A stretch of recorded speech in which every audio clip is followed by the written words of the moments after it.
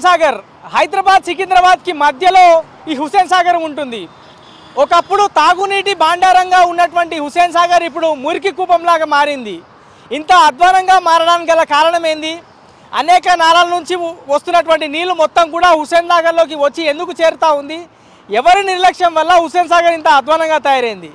Ground లెవెల్కి వెళ్దాం, అన్ని విషయాలు తెలుసుకునే ప్రయత్నం చేద్దాం.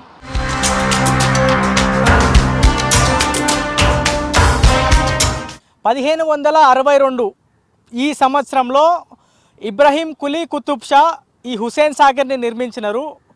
దాదాపుగా 1930 అంటే ఓవరాల్గా 398 సంవత్సరాలు తాగునీటి భాండారంగా ఈ హుస్సేన్ సాగర్ ఉండే. హైదరాబాద్ జనంకి తాగునీళ్ళు అందించేటువంటి చెరువుగా ఈ హుస్సేన్ సాగర్ ఉండే. 1930 నుంచి ఈ చెరువు పూర్తి స్థాయిలో మెల్లిమెల్లిగా అధ్వానంగా తయారవుతూ వస్తుంది. ఈ చెరువు నిర్మించినప్పటి నుంచి ఇప్పటి వరకు చూస్తే ఒక 400 సంవత్సరాలు మినహా మొత్తం ఈ చెరువు మీద అధికారులు పాలకులు అందరూ కూడా నిర్లక్ష్యం వహించడంతో మొత్తం మురికి కూపంలా, అంటే హుస్సేన్ సాగర్ వద్దకు వస్తే ప్రశాంతంగా ఉంటుంది వాతావరణం, కొంచెం సేపు ప్రశాంతంగా కూర్చోవచ్చు అనే వాతావరణం నుంచి ఇక్కడికి వెళ్తే ఏదైనా జబ్బులు వస్తాయేమో, అధ్వానంగా వాసన వస్తుంది అనే స్టేజ్కి పాలకులు ఈ హుస్సేన్ సాగర్ని తీసుకువచ్చారని చెప్పుకోవచ్చు. గత 10-15 సంవత్సరాలుగా దాదాపుగా 1000 కోట్ల రూపాయలు ఈ హుస్సేన్ సాగర్ బాగు చేసేందుకు, హుస్సేన్ సాగర్లో ఈ వ్యర్థాలను రాకుండా డైవర్ట్ చేసేందుకు, హుస్సేన్ సాగర్ నీళ్లను మంచినీళ్ళుగా మళ్ళీ మార్చేందుకు ప్రయత్నాలు చేస్తామని చెప్పి దాదాపుగా 1000 కోట్లు ఖర్చు పెట్టారు. వేరే జపాన్ దేశంలోని ఒక కార్పొరేషన్, ఒక బ్యాంకు నుంచి దాదాపుగా 400 కోట్ల రూపాయలు అప్పు తీసుకువచ్చి ఈ హుస్సేన్ సాగర్ మీద పెట్టుబడి పెట్టారు. మరి అవి పూర్తి స్థాయిలో ఖర్చు చేసినారా, జోబులో వేసుకున్నారా అనేది తెలియదు. కానీ హుస్సేన్ సాగర్ మాత్రం దాని సిచ్యువేషన్ ఏం మాత్రం మారలేదు. 1000 కోట్లు ఖర్చు చేసినప్పటికీ ఎంత అధ్వానంగా హుస్సేన్ సాగర్ తయారైందో మన కళ్ళ ముందే ఇప్పుడు ఉంది. హుస్సేన్ సాగర్ని గతంలో ఎట్లా ఉండే, ఇప్పుడు ఎంత అధ్వానంగా తయారైంది అని చెప్పడానికి, ఇంత అధ్వానంగా తయారు కావడానికి గల మెయిన్ కారణం పాలకులు, వాళ్ళ కింద పనిచేసినటువంటి అధికారులు. ఇది ఏ మాత్రం డౌట్ లేకుండా చెప్పుకోవచ్చు. ఎందుకంటే స్వచ్ఛమైనటువంటి మంచినీళ్ళు అందించినటువంటి హుస్సేన్ సాగర్ ఇంత దుర్భరంగా తయారు కావడానికి గల ఏకైక కారణం పాలకులు, అధికారులు. డబ్బులు మాత్రం ఖర్చు అవుతానే ఉన్నాయి, కానీ హుస్సేన్ సాగర్ పరిస్థితి ఏమాత్రం మారడం లేదు. ఒకసారి మనం వేరే వైపు వెళ్దాం. ప్రస్తుతం మనం ట్యాంక్ బండ్ వైపు ఉన్నాం, మీద అవతల వైపు వెళ్దాం. అక్కడ చెత్త ఎంత ఇబ్బందికరంగా ఉంది, ఎక్కడెక్కడ నాళాల నుంచి వాటర్ హుస్సేన్ సాగర్లోకి వచ్చి చేరుతుంది, ఎంత మిలియన్ లీటర్లు మురుగు ప్రతిరోజు హుస్సేన్ సాగర్లోకి వచ్చి చేరుతుంది అనేది అక్కడికి వెళ్ళి మరిన్ని విషయాలు తెలుసుకునే ప్రయత్నం చేద్దాం.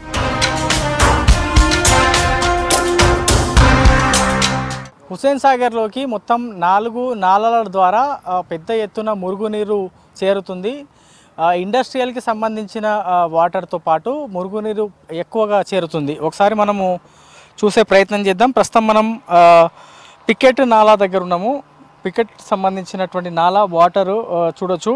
ఇక్కడే సికింద్రాబాద్, బోయన్పల్లి కావచ్చు, లేకపోతే కొంతమేర బేగంపేట్ నుంచి వచ్చేటువంటి వాటర్, దాని తర్వాత పైన జీడిమెట్ల, సూరారం, ఐడిపిఎల్ దగ్గర ఉన్నటువంటి ఇండస్ట్రీస్ వాటర్ కూడా మొత్తం ఈ నాలా ద్వారా నేరుగా హుస్సేన్ సాగర్లోకి చేరుతుంది. ఇందులో చేరేటువంటి వాటర్ మొత్తాన్ని కూడా బేసిక్గా ట్రీట్ చేసిన తర్వాతనే హుస్సేన్ సాగర్లోకి వదలాలి. కానీ ఎండాకాలంలో పూర్తి స్థాయిలో ట్రీట్మెంట్ అవ్వట్లేదు అనేటువంటి వార్తలు, దాంతోపాటు కొంతమేర ఆఫ్ ద రికార్డ్లో మనకి అధికారుల దగ్గర నుంచే అందుతున్నటువంటి సమాచారం. సో ఒకసారి వాటర్ చూడవచ్చు, ఎంత బ్లాక్గా వాటర్ వస్తుంది. అది మొత్తం ఇండస్ట్రీకి సంబంధించినటువంటి వాటర్ మొత్తం కూడా హుస్సేన్ సాగర్లోకి వెళ్ళి చేరుతుంది.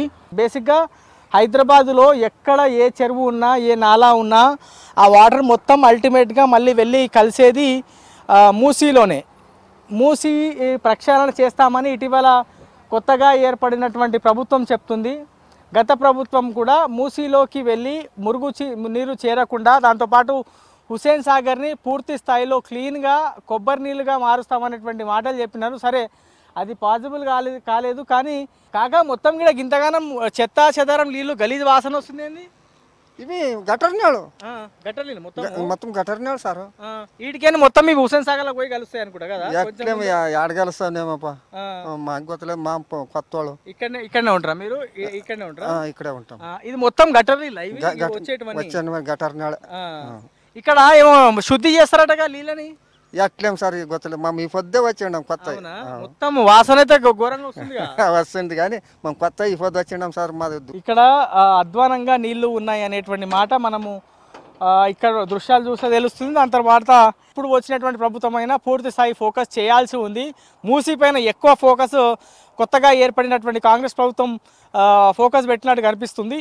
ఇప్పుడు అట్లానే హుసేన్ సాగర్లో నుంచి కూడా నేరుగా మూసీలోకి వెళ్ళి వాటర్ కలుస్తాయి. కాబట్టి ఇక్కడ ఉన్నటువంటి నాలాలు హుసేన్ సాగర్లో వ్యర్థాలు, మానవ వ్యర్థాలు కావచ్చు, ఇతర ఇండస్ట్రీకి సంబంధించిన వ్యర్థాలు కావచ్చు, సివరేజ్ వాటర్ కావచ్చు, ఇవన్నీ కూడా చేరకుండా డైవర్ట్ చేయాల్సి ఉంది. ఈ 4 నాలాలకు సంబంధించిన సివరేజ్ వాటర్ కానీ లేదంటే ఇండస్ట్రీకి సంబంధించిన వాటర్ మొత్తం కూడా ఇందులోకి వచ్చి చేరుతుండడంతో హుసేన్ సాగర్ ఇంత పొల్యూటెడ్గా మారింది. ఇంకొంచెం ముందుకు వెళ్దాం, పరిస్థితి ఎట్లా ఉందో చూద్దాం.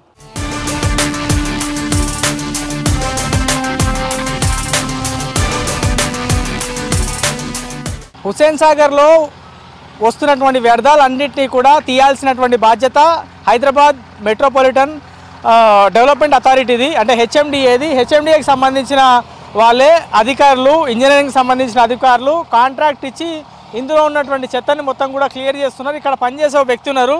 ब्रदर क्या नाम है आपका? जगेश्वर पटेल। आप किधर से? यूपी से सर। यूपी से। इधर क्या काम करते हैं आप? एक मशीन क्लीनिंग का सुपरवाइजर है सर। कौन सा मशीन क्लीनिंग? ये एफटीसी।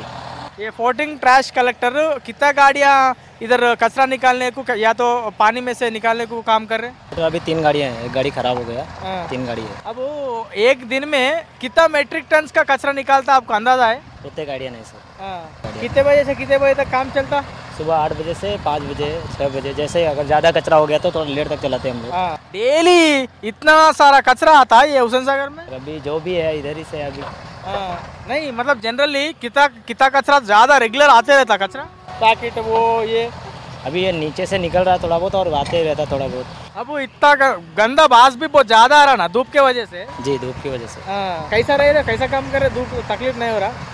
तकलीफ तो मशीन चलाने में तकलीफ तो है ही सर। स्मेल बहुत तो ज़्यादा है ना? थोड़ा है। अब कितना सुबह 8 बजे से शाम में 5 बजे तक कंटिन्यू ये गाड़ी चलते? हाँ कंटिन्यू गाड़ी चलते हैं। लंच में 1 घंटे ब्रेक रहता है, उसके बाद कंटिन्यू चलते सर। ये गाड़ी से भी कचरा या आजू बाजू से निकलता है या ये गाड़ी भी बीच में तक जा सकता? बीच में जा सकता, बीच में रहे कचरा तो उसको लेके आके किनारे पे साइड में धीरे धीरे करके ऐसा निकालते रहता उन्हें। ऐसा बाजू डालने के बाद ये कचरा कौन लेके जाते हैं? HMD वाले अपना लेके लेबर लगा के पूरा निकाल के लेके जाते सर। रिसेंटली एक स्टडी करा इसमें, ये पानी का ने आए सो स्मेल ले रहे तो उसमें ऑक्सीजन लेवल्स कम हो गए कहते। आइडिया है आपको एटलीस्ट? नहीं सर ऐसा कुछ भी आइडिया नहीं। तो ये इधर कितने महीने से काम कर रहे हैं आप? अभी तो 1 महीने हो गया सर, 1-1.5 महीने हो गया। సో ఒకసారి మనం ఇక్కడ వ్యర్థాలు చూడొచ్చు. ఇండస్ట్రీకి సంబంధించిన వ్యర్థాలు, మానవ వ్యర్థాలు, డ్రైనేజ్కి సంబంధించిన వ్యర్థాలు, ఫ్యాక్టరీలకు సంబంధించిన వ్యర్థాలు, ఇట్లా అన్ని వ్యర్థాలు కలిసి ఈ విధంగా ఇంత అధ్వానంగా నేరుగా వచ్చి హుస్సేన్ సాగర్లో చేరుతున్నాయి. ఈ వెహికల్స్ మనకు ప్రస్తుతం కనిపిస్తూ ఉన్నాయి కదా, ఒక 2 వెహికల్స్ ప్రస్తుతం ఇక్కడ కనిపిస్తూ ఉన్నాయి.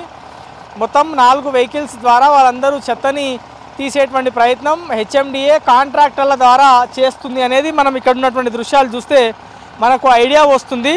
తీసినటువంటి చెత్త ఎంత వస్తుంది అనేటువంటి అంశాన్ని ఇంకా అధికారులు అఫీషియల్గా అయితే చెప్పట్లేదు. హుస్సేన్ సాగర్లో ఉత్పత్తి అవుతున్నటువంటి చెత్తని తీసేందుకు వెహికల్స్ పనిచేస్తూ ఉంటాయి. హైదరాబాద్ మెట్రోపాలిటన్ డెవలప్మెంట్ అథారిటీ ఆధ్వర్యంలో హుస్సేన్ సాగర్కి సంబంధించిన క్లీనింగ్ జరుగుతూ ఉంది. ఇట్లాంటి వెహికల్స్ కానీ ఇట్లాంటి కాంట్రాక్ట్ కానీ రెగ్యులర్గా ప్రభుత్వం ఇస్తున్నప్పటికీ కూడా పెద్దగా రెస్పాన్స్ కనిపించట్లేదు. అంటే పైసలు ఖర్చు అవుతానే ఉన్నాయి, అన్ని పనులు చేస్తూ ఉన్నాము అనేటువంటి మాట చెప్తున్నారు. కానీ గ్రౌండ్ లెవెల్లో హుస్సేన్ సాగర్ ఎప్పుడు శుద్ధి అవుతుందో ఎవరికి తెలియదు. హుస్సేన్ సాగర్ పరిసర ప్రాంతాల్లో నిలబడితే మాత్రం ఇబ్బందికర పరిస్థితులు ఉన్నాయి. రీసెంట్గా పొల్యూషన్ కంట్రోల్ బోర్డు కూడా ఓ స్టడీ చేస్తే ఆక్సిజన్ లెవెల్స్ చాలా వరకు తగ్గిపోయాయని చెప్తా ఉంది. హుస్సేన్ సాగర్ ఒకప్పుడు తాగునీరుగా అందించేటువంటి హుస్సేన్ సాగర్ ఇప్పుడు పూర్తి స్థాయిలో మురుగునీరుగా తయారైనటువంటి పరిస్థితి ప్రస్తుతం ఈ హుస్సేన్ సాగర్ని చూస్తే తెలుస్తుంది.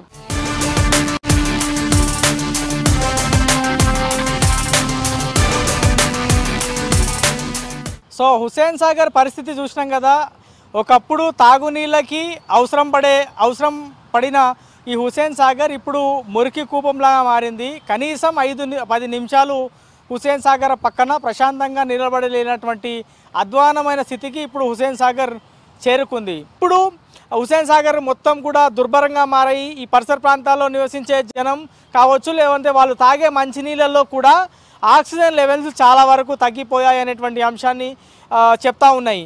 దాంతోపాటు హుస్సేన్ సాగర్ మొత్తం కూడా పరిసర ప్రాంతాలు కూడా టూరిస్ట్ ప్లేస్కి ఒక హబ్గా చెప్తారు. కానీ టూరిజం అనేది చాలా వరకు తక్కువ శాతంలో ఇప్పుడు ప్రస్తుతం కనిపిస్తూ ఉంది. టూరిస్టులు హుస్సేన్ సాగర్ పరిసర ప్రాంతాల్లో తక్కువ కనిపిస్తూ ఉన్నారు. సో రాబోయే రోజుల్లో ఇవన్నీ జాగ్రత్త చర్యలు రాష్ట్ర ప్రభుత్వం కానీ హైదరాబాద్ మెట్రోపాలిటన్ డెవలప్మెంట్ అథారిటీ అధికారులు డబ్బులకు ఆశపడకుండా, లంచాలకు ఆశపడకుండా సరిగ్గా పనిచేస్తే హుస్సేన్ సాగర్ పాత గతంలో ఏ విధంగా హుస్సేన్ సాగర్ ఉండేనో ఆ విధంగా కాకపోయినా కొంతైనా శుభ్రమైనటువంటి హుస్సేన్ సాగర్ మనం చూసేదానికి ఆస్కారం ఉంటుంది. ఇది ఓవరాల్గా హుస్సేన్ సాగర్ పైన గ్రౌండ్ రిపోర్ట్. కెమెరామెన్ మధుతో శ్రవణ్, V6 న్యూస్, హుస్సేన్ సాగర్ నుంచి.